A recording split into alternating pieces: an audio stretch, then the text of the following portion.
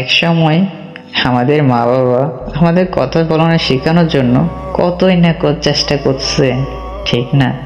আর এখন নিজে চেষ্টা করি কথা যত কম বলা যায় ততই ভালো।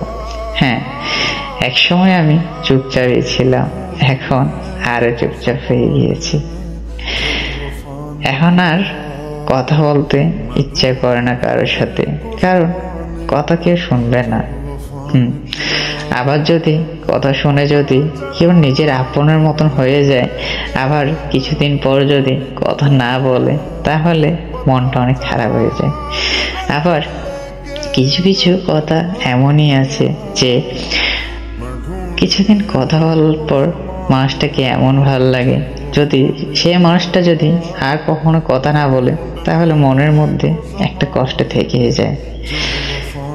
তাই কারোর প্রতি আর কোনো আশা করি না, কারোর প্রতি কোনো আশা রাখিও না, আর কারোর সাথে এত কথা বলার ট্রাই করি না। হ্যাঁ, বলি, কয়েকজনের সাথে বলি, টুকটাক একটু, তার বেশি না। এখন একা এবং চুপচাপ থাকতেই ভালো লাগে অন্ধকারের রুমে।